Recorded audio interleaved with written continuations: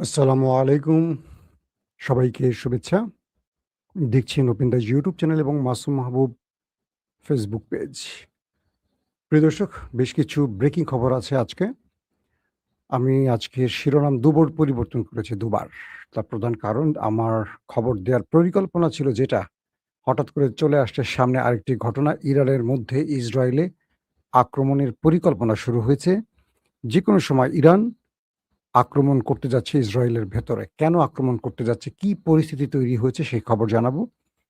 পাশাপাশি Donald Trump ইরানকে নিয়ে আরেকটা খেলা শুরু করেছে। আর তার নাম হলো মুস্তফা খামেনি। ডোনাল্ড ট্রাম্প এবং নেতানিয়াহু মুস্তফা খামেনিকে খুঁজছে। আজকে যারা থাম্বনেল দেখেছেন তারা বুঝতে পেরেছেন। এই প্রসঙ্গগুলোর সঙ্গে, সঙ্গে আরো অনেকগুলো আন্তর্জাতিক খবর থাকবে। প্রথম ইরানের খবর দিয়ে শুরু করে চলে যাচ্ছি মূল খবরে। লেবাননের বৈরুতে ব্যাপক অ্যাটাক করেছে আ নেতা সাহেবের দেশটি। আপনারা জানেন যে সেখানে ব্যাপক অ্যাটাকের পর বেশ কজন শাহাদাত বরণ করেছে এবং এই হামলাকে ট্রাম্প বলছেন, আল জাজিরার মতে, এই হামলা হওয়া উচিত ছিল না। কে বলছে? Donald Trump. এবং দুঃখজনক ব্যাপার হলো যে যখন ইরান এবং আমেরিকা একটা যুদ্ধবিরতির দিকে এগুচ্ছে, ঠিক সেই সময়টা পরিকল্পিত এই আক্রমণটি ইসরায়েল করেছে বলে ইরান দাবি করছে। এবং ট্রাম্প বলছে যে বিশেষ দিনে চুক্তি স্বাক্ষরিত হতে পারে, সেই দিন ইসরায়েল বা হিজবুল্লাহর পক্ষ থেকে আর কোনো হামলা হওয়া উচিত ছিল না। আজকের দিনটিকে নিয়ে সে বলছেন। তার ট্রুথ সোশ্যালে দেয়া ট্রাম্প বলছেন, বৈরুতের উপর ইসরায়েলি হামলা হওয়া উচিত হয়নি, বিশেষ করে এমন একটি বিশেষ দিনে যখন আমরা ইরানের সঙ্গে একটি শান্তি চুক্তির এত কাছাকাছি রয়েছি। দর্শক, পাশাপাশি তিনি বলছেন, আমরা এমন একটি চুক্তির খুব কাছাকাছি আছি যা লেবানন সহ এই অঞ্চলে শান্তি আনবে এবং সব পক্ষরই সরে আসা উচিত, ট্রাম্প বলছেন আর কি। তিনি বলেন, লেবাননের কোথাও ইসরায়েলের পক্ষ থেকে আর কোনো হামলা হওয়া উচিত নয়, কিন্তু হিজবুল্লাহ সহ অন্য কোনো পক্ষ থেকেও ইসরায়েলের বিরুদ্ধে আর কোনো হামলা হওয়া উচিত নয়। এবং ট্রাম্প আরো বলেন, এটা এক দীর্ঘ ও সুন্দর শান্তির সূচনা হতে পারে। চলো আমরা এটা নষ্ট না করি। আহা! সুন্দর কথা বলেছেন। ইরানের শীর্ষ আলোচক ও সংসদ স্পিকার মোহাম্মদ বাগের গালিভভ ট্রাম্পের এই বক্তব্যের কিছুক্ষণ পরেই একটি বিবৃতি দেন। সেখানে তিনি বলেন, ইসরায়েলের হামলা আবারও যুক্তরাষ্ট্রের আস্থাকে প্রশ্নের মুখে ফেলেছে। ইরান একদম সাফ খুলে দিয়েছে তার নিংটু। ইরানের পারমাণবিক কর্মসূচি নিয়ে চলমান পরোক্ষ আলোচনার মধ্যেই যুক্তরাষ্ট্র ও ইসরায়েল দুইবার ইরানের বিরুদ্ধে হামলা চালিয়েছে, যার ফলে ২০২৫ সালের ১২ দিনের যুদ্ধ এবং ২৮ ফেব্রুয়ারি বর্তমান এই যুদ্ধটি শুরু হয়। এক্সের একটি পোস্টে গালিভাফ আরো বলেন, যুক্তরাষ্ট্রের হয় তার প্রতিশ্রুতি পূরণের সদিচ্ছা নেই, অথবা তা করার সক্ষমতা নেই। সক্ষমতা নেই কেন বলছি বুঝতে পারছেন তো? অর্থাৎ ইসরায়েলকে কন্ট্রোল করার তার ক্ষমতা নেই। ইসরায়েল মানে কুকুর লেজ নাড়ে নাকি লেজ কুকুরকে নাড়ে, এই প্রশ্নটি তিনি তুলে দিয়েছেন। পাশাপাশি তিনি বলেন, নিজের প্রতিশ্রুতি পূরণের সদিচ্ছা ও সামর্থ্য না থাকলে সেই পথে এগিয়ে যাওয়ার কথা বলা সম্ভব নয়। অর্থাৎ তার যদি এই যুদ্ধ বন্ধের বা শান্তি চুক্তির ব্যাপারে কিছু করার ক্ষমতা না থাকে বা ইসরায়েলকে থামানোর ক্ষমতা না থাকে, তার সেই পথে হাঁটা উচিত না। মানে তাকে একটা গর্দভ হিসাবে প্রমাণ করছেন গালিবাফ। দর্শক, এই অবস্থার মধ্যে আ লেবাননের সঙ্গে যেই অ্যাটাকের ঘটনাগুলো ঘটেছে, সেখানে বেশ কজন মারা গেছে এবং আমরা যেটুকু শুনেছি, ইসরায়েল পাল্টা জবাব দিচ্ছে, হিজবুল্লাহও পাল্টা জবাব দিচ্ছে। তারা আ ড্রোন ভূপাতিত করেছে, দেখেছেন, হেরন ড্রোন। পাশাপাশি বেশ কয়েকটি ফ্রন্টে দখলদারদেরকে চরম মোকাবেলা করে যাচ্ছে হিজবুল্লাহর বাহিনীও। এখন প্রশ্ন উঠতে পারে যে হঠাৎ করে ইসরায়েল কেন এই অ্যাটাকটি করলো? এই বিষয়টি আমাদেরকে একটু জানতে হবে কয়েকটি বিষয়ের মাধ্যমে। প্রথম কথা হলো যে এই যুদ্ধবিরতিটা কোনোভাবেই চাচ্ছে না ওই দেশটি। ক্লিয়ার বললাম। আমেরিকা যখন জানিয়েছে সে নাখোশ। ইসরায়েল মনে করছে এই মুহূর্তে যদি তারা লেবাননে বৈরুতে হামলা করে, বিশেষ করে বৈরুত, তাহলে ইরান পাল্টা জবাব দেবে। আর ইরান যদি পাল্টা জবাব দেয় সেই ক্ষেত্রে যুদ্ধটা আবার শুরু হবে। Number 1। Number 2, second equation. Israel মনে করছে ইরান যেহেতু যুদ্ধবিরতির একদম চূড়ান্ত লক্ষ্যে আছে, তারা এখন লেবানন দখলে নিতে পারবে যে অঞ্চল তাদের দাবি করছে তারা। কিন্তু ইরান এই শান্তি চুক্তির জন্য তাদেরকে হয়তো ফিরতি আর অ্যাটাক নাও করতে পারে। এই সুযোগটি তারা কাজে লাগাবে। এই দুটো সম্ভাবনাকে মাথায় রেখেই ধরেন এই আক্রমণটি। ইতিমধ্যে ইরানের কয়েকটি গণমাধ্যম বলছে এবং ইসরায়েলের গণমাধ্যম বলছে যে ইসরায়েলের মধ্যে রেড অ্যালার্ট জারি করা হয়েছে। প্রতিটি শহরে সর্বোচ্চ সতর্কতা জারি করা হয়েছে, কারণ তাদের কাছে তথ্য আসছে ইরান যে কোনো সময় পাল্টা হামলা করতে যাচ্ছে ইসরায়েলে। আবারও বলছি, লেবাননে ইসরায়েলের এই ভয়ঙ্কর হামলার বিপরীতে ইরান যে কোনো সময় ইসরায়েলে হামলা করবে। ইসরায়েলের একটি গণমাধ্যম বলছে ইরান হামলার প্রস্তুতি নিচ্ছে, মানে ইরান তার মিসাইল রেডি করছে অ্যাটাকের জন্য। এই বিষয়টি ইসরায়েলের গণমাধ্যম বলছে। ইরানের গণমাধ্যম বলছে ইসরায়েল তার প্রতিশ্রুতি রক্ষা করেনি এবং ট্রাম্প তার প্রতিশ্রুতি রক্ষা করেনি। এখন ইরান ওই দেশটিতে, নেতা সাহেবের দেশটিতে অ্যাটাক করবে, তার সমস্ত প্রস্তুতি সম্পন্ন হয়েছে। এখন যে কোনো সময় অ্যাটাক শুরু হবে। ট্রাম্পের বক্তব্যের কোনো গুরুত্ব দিচ্ছে না এই মুহূর্তে তারা, কারণ ট্রাম্প সাহেব ইসরায়েলকে কন্ট্রোল করতে পারছেন না। লেজ কুকুরকে নাড়ছে, এখন কুকুর লেজকে নাড়ছে না। ট্রাম্প বলছেন এটা উচিত না, কিন্তু ট্রাম্প ইসরায়েলকে যখন ইরান মারবে তাহলে ট্রাম্প আবার তাকে রক্ষা করতে আসে কেন? এখন যদি ইরান ওই দেশটিতে অ্যাটাক করে, তার বৈধ লক্ষ্য, মানে বৈধ লক্ষ্য হয় কিনা? কারণ ইরান এই প্রতিশ্রুতি দিয়েছে লেবাননে ফিরতি অ্যাটাক হলে তারাও অ্যাটাক করবে। সেই প্রতিশ্রুতিতে ইসরায়েলে হামলা ইরান বন্ধ করেছে। যেই মাঝখানে যে ইরান একদিন অ্যাটাক পাল্টা অ্যাটাক হলো ইরান ইসরায়েলের, সেই দিন কিন্তু ট্রাম্প এই প্রতিশ্রুতিটা ইরানকে দিয়েছিল। আবার যেহেতু অ্যাটাক হয়েছে, সেহেতু ইরান এখন অ্যাটাক করতে যাচ্ছে। আমি আপনাদের লাইভের মধ্যে বারবার চেক করতেছি যে কি ঘটছে, মানে অ্যাটাক হচ্ছে কিনা। ইরানের পক্ষ থেকে বলা হচ্ছে যে কোনো সময় অ্যাটাকটা হবে, ইরান সেই প্রস্তুতি নিয়ে রেখেছে। Trump calls to stand down in Lebanon is Israel deal so close. আচ্ছা, তো এখন এই পরিস্থিতির মধ্যে ট্রাম্প সাহেব কোনোভাবেই মানাতে পারছেন না। আবারও ট্রাম্প বলছেন যে ইরান চুক্তির খুব কাছাকাছি আমরা আছি, লেবাননের সব পক্ষের সরে দাঁড়ানো উচিত। আবারও তিনি নতুন পোস্ট করেছেন, আবারও আহ্বান জানিয়েছেন। আর তার কথা কে শুনছেন এখন? অর্থাৎ ইসরায়েল অ্যাটাক করছে, লেবানন পাল্টা জবাব দিচ্ছে। এর মধ্যেই আছে এখন খেলাটা।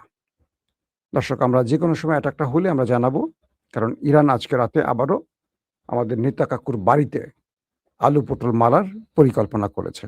আসেন আমরা চলে যাচ্ছি আমাদের একটা গুরুত্বপূর্ণ খবরে।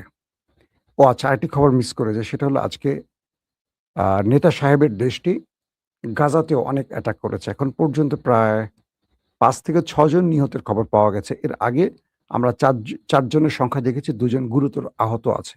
কিছু মাধ্যম বলছে তারা মারা গেছে, কিছু মাধ্যম বলছে এখনো তারা গুরুতর আহত আছে। গাজায় আক্রমণ কেন? এই ফ্রন্টে গাজা কি করছে এখন, বা গাজাকে কেন অ্যাটাক করছে? এর উত্তর আসলে কেউ দিচ্ছে না, বা কেউ নিচ্ছে না, বা কেউ নিতে পারছে না, বা কারো সে সক্ষমতা নেই। লেবাননে তো মারছে, সঙ্গে গাজাতেও মারছে ওরা নিরীহ মানুষগুলোকে। দর্শক, আজকের সবচেয়ে গুরুত্বপূর্ণ আরেকটি খবর হলো, যখন ইরান এবং আমেরিকা যুদ্ধবিরতির একদম চূড়ান্ত লক্ষ্যে, পাকিস্তানের সেনা কি বলে প্রাইম মিনিস্টার শাহবাজ শরীফ বলেছেন ২৪ ঘন্টার মধ্যে হবে, কিন্তু ইরান ২৪ ঘন্টার মধ্যে এই ডিল সাইন করতে রাজি হয়নি। কারণ ইরানের মধ্যে বিক্ষোভ হয়েছে। তারা মনে করছে যে এখনই এটি করা উচিত নয়, আরো কিছু দর কষাকষি করা উচিত। আরো কিছু আবদার আছে যেগুলো ট্রাম্প রক্ষা করেনি, সেই বিষয়গুলোকে চূড়ান্ত করতে বলছে। তো এখন এই পরিস্থিতিতে যে বিষয়টি তৈরি হয়েছে সেটা হলো, ট্রাম্প হুমকি দিয়েছিল, আজকে আমার সন্ধ্যায় যে লাইভটি করেছি আপনারা দেখেছেন, যে যদি এই যুদ্ধবিরতিতে বা এই শান্তি চুক্তিতে ইরান সিগনেচার না করে, তাহলে ট্রাম্প বলছেন তারা সরাসরি নিউক্লিয়ার অ্যাটাকে যেতে পারে। তবে তিনি এই শব্দটা বলেননি নিউক্লিয়ার অ্যাটাক। তিনি বলছেন এটি হবে শেষ সুযোগ ইরানের জন্য, আখেরি সুযোগ। এবং তিনি বলছেন আমরা ওই আক্রমণটি দ্বিতীয়বার আর করতে চাই না, যেটা ইরান প্রত্যাশা করছে।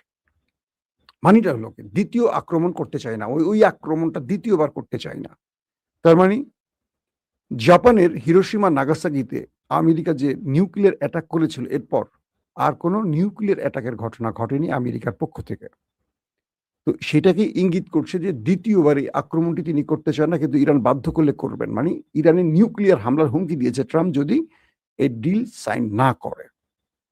তো এখন ট্রাম্প ইরানকে আরেকটি চালে ফেলে দিয়েছে। ইরান তো অনেকগুলো চাল দেয়, এবার ট্রাম্প ইরানকে আরেকটি চালে ফেলে দিয়েছে। ট্রাম্প বলছেন যে আমাদের এই চুক্তিটি সাইন করতে হবে মুস্তফা খামেনি, সৈয়দ মুস্তফা খামেনিকে, আলী খামেনির নিহত বা শাহাদাত বরণকারী আলী খামেনির ছেলে, আয়াতুল্লাহ আলী খামেনির ছেলে মুস্তফা খামেনিকে।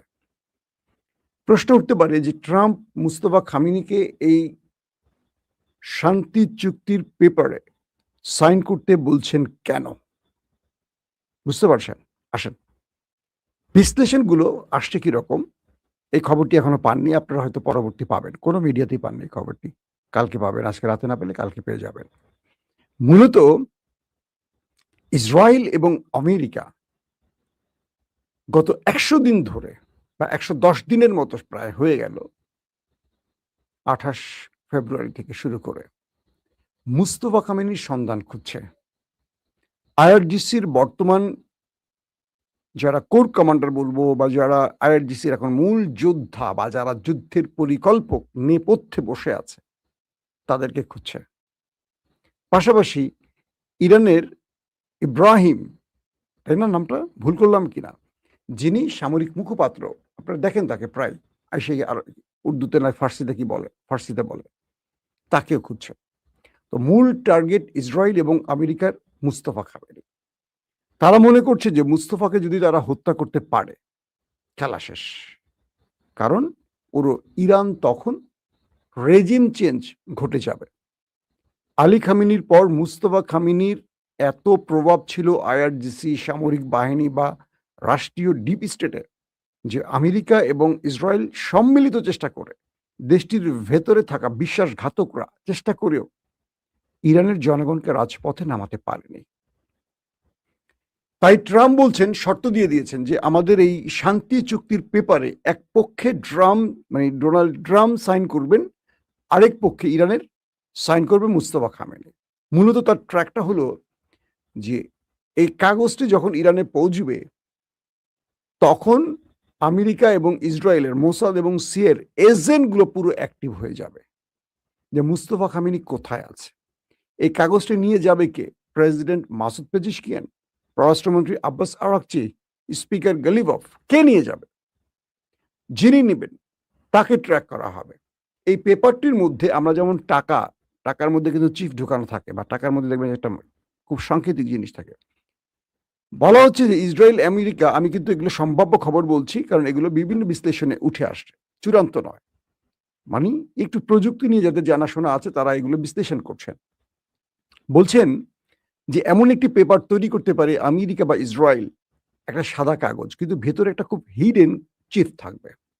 এই কাগজটি যেখানে মুভ করবে বা এই ট্রাম্প যখন সিগনেচার করে এটি পাঠাবে, এই কাগজটি ইরানে আসার পর এটি যখন মুস্তফা খামেনির কাছে নেওয়া হবে অটোমেটিক তার জায়গাটা শনাক্ত হবে কোথায় তিনি আছেন।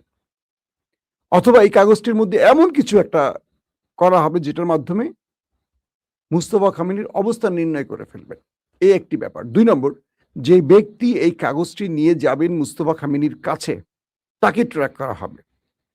সম্ভাব্য এইরকম অনেকগুলো পরিকল্পনা নিয়ে ট্রাম্প এই প্রস্তাবটি দিয়েছেন যে কাগজটিতে মুস্তফা খামেনিকে সিগনেচার করতে হবে। এই ব্যাপারে ইরান কিছু বলেনি। মুস্তফা খামেনি কোথায় আছেন, কেমন আছেন, কি করছেন, ইরানের খুব কম লোক জানে। আইআরজিসির গুরুত্বপূর্ণ কয়েকজন ব্যক্তি জানেন যারা যুদ্ধের মূল পরিকল্পক, একজন নয়, ধরেন ৫ জন, কারণ এই ৫ জনের একজন মরলে ৪ জন, ৪ জন একজন মরলে ৩ জন, তারপর আবার নতুন করে এই পদগুলোতে লোক বসাবে মুস্তফা খামেনি। মুস্তফা খামেনি যে জায়গাটিতে আছেন কোনো ডিভাইস নেই, ফোন নেই, নেটওয়ার্ক নেই, স্রেফ কলম আর কাগজের উপর নির্ভর করে আছেন, এটা বিভিন্ন সূত্র বলছে। কারণ এই পৃথিবীতে আমেরিকা এবং ইসরায়েলের চোখ ফাঁকি দিয়ে একমাত্র ফেরেশতারাই চলতে পারে, জিনভূত ধরা পড়ে যায় তাদের কাছে। তার মানে ফেরেশতাদেরকে ইসরায়েল আমিরকে শনাক্ত করতে পারে না। আমি মজা করে বললাম আর।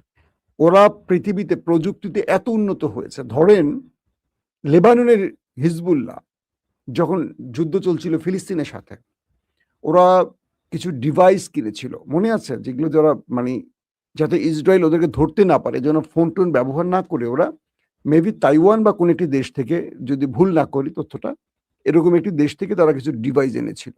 এটা ওই ওয়্যারলেস এর মতো কথা বলার জন্য। ইসরায়েল কি করেছে জানেন? ওই জাহাজটিকে পথে একটা জায়গায় ব্রেক করে, মানে ওই জাহাজটি কোনো একটি জায়গায় দাঁড়িয়েছে, সেখানে প্রত্যেকটা ওই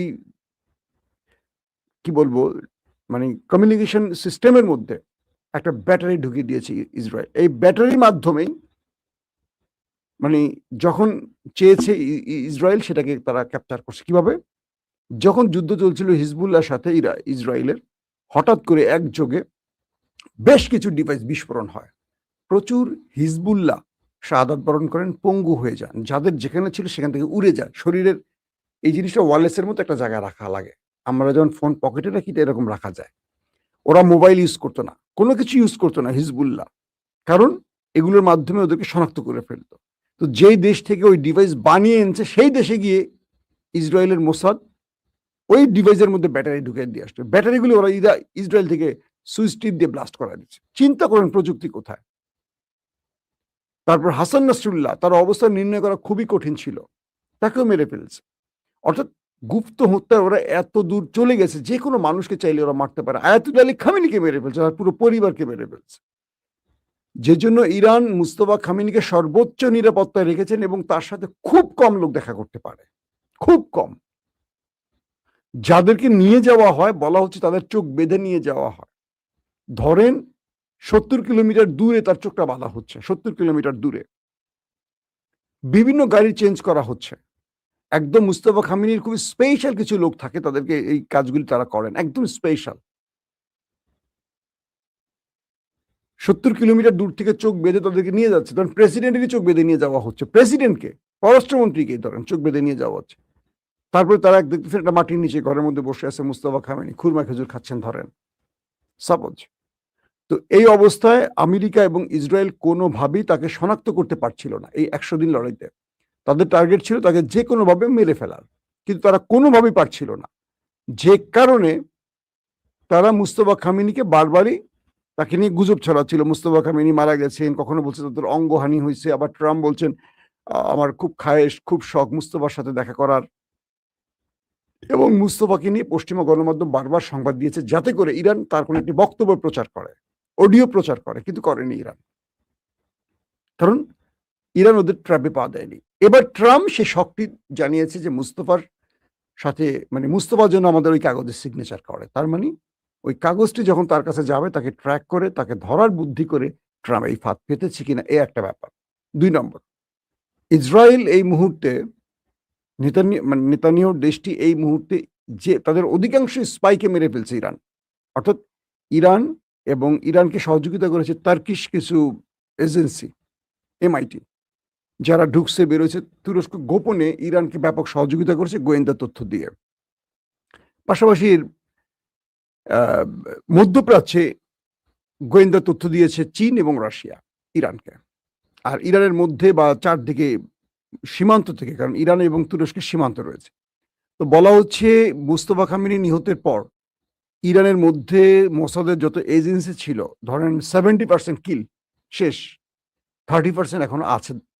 এই পার্সেন্টটা বলা যাচ্ছে না কত পার্সেন্ট, কারণ এখন তারা খুব একটা সফল না। সাম্প্রতিক সময় ইসরায়েল বড় কোনো গুপ্ত হত্যা চালাতে পারেনি। তো এই মুহূর্তে ইসরায়েলের চেষ্টাটা হলো আইআরজিসির যারা যুদ্ধ পরিচালনা করছেন, কারণ ইরানের মধ্যে কয়েকটা গ্রুপ আছে। একটা গ্রুপ চায় আলোচনা করে যুদ্ধ শেষ করতে, একটা গ্রুপ চায় যেহেতু ট্রাম্পকে পায়ের কাছ পর্যন্ত আনা গেছে, এখন পায়ের নামানোর জন্য বাকিটুকু করবে। অর্থাৎ ইরানের এই অদম্য আপোষহীনতা ইরানকে আজকে একটা যোগ্য সম্মানের জায়গায় নিয়ে আসছে। বিগত 47 বছর ইরান কিন্তু মার খেয়েছে, এই করব সেই করব এই করব, কিন্তু খুব একটা করেনি। গাজা হামলা হলে ইরান আমরা এটা করব সেটা করব, কিন্তু করেনি। তারপর কাসেম সোলাইমানি হত্যার পর মার্কিন বেজে অ্যাটাক হয়েছে, লোক দেখানোর অ্যাটাক, বড় কোনো অ্যাটাক হয়নি। কিন্তু আজকে ইরান কি করছে? আজকে ইরান তাদের প্রেসিডেন্ট ইব্রাহিম রাইসিকে, আমির আবদুল্লাহিয়ান পররাষ্ট্রমন্ত্রীকে হেলিকপ্টার বিধ্বস্ত করে মারা হলো। ইরান স্বীকারই করেনি, অ্যাডমিটই করেনি, বলছে এটা বিমান দুর্ঘটনায় নিহত হয়েছে। কিন্তু সবাই জানে কারা মেরেছে।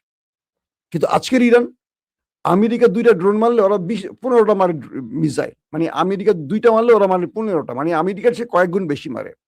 ইসরায়েল লেবাননে মারলে ওরা ইসরায়েলের মারে। আগে তো ইরান এই সাহসী করতো না। মুস্তফা খামিনিকে এখন আমেরিকা ইসরায়েল জমের মতো ভয় পাচ্ছে, কারণ সে তার বাবার নীতিতে চলে না। বাবা একটু সহনশীল, নম্র, বয়স্ক মানুষ, আসলে অ্যাগ্রেসিভ টাইপের মানুষ। সে বলছে যে আমরা মরবো, কিন্তু তোকে মেরে মরবো, ওদের আহত করে না। আমরা মরলে ওদের মেরে মরবো, আসো খেলা হবে ডুডাই। তো মুস্তফা খামিনিকে এখন যদি কোনোভাবে শনাক্ত করতে পারে আমেরিকা এবং ইসরায়েল, অ্যাটাক করে স্ট্রাইক চালিয়ে মেরে ফেলবে, খেলা শেষ। মুস্তফাকে মেরে ফেললে এই যুদ্ধ লম্বা টাইম চালাতে পারবে না, কারণ তখন নেতৃত্বের মধ্যে সংকট তৈরি হবে, আইআরজিসির মধ্যে ক্ল্যাশ তৈরি হবে। আর মুস্তফা যতক্ষণ বেঁচে আছে তাকে সুপ্রিম লিডার হিসাবে আগে থেকেই মানত, কারণ আলী খামিনি বেঁচে থাকতে মুস্তফা এই আইআরজিসিকে কন্ট্রোল করতেন। বাবার 40 বছর ক্ষমতায়, বাবা তো ছেলেই তো সব থাকে, বাবা তো বয়স্ক মানুষ। হয়তো দৃশ্য তো তিনি আসতেন কম, গুগলে খুব বেশি তার ছবি পাবেন না, তিনি সিনে আসতেন না। তিনি একজন যোদ্ধা ছিলেন, ইরাক ইরানের যুদ্ধে তিনি কিন্তু ফিল্ডে যুদ্ধ করছেন এই মুস্তফা খামেনি। আমি আমার অন্যান্য এপিসোডে বলছি।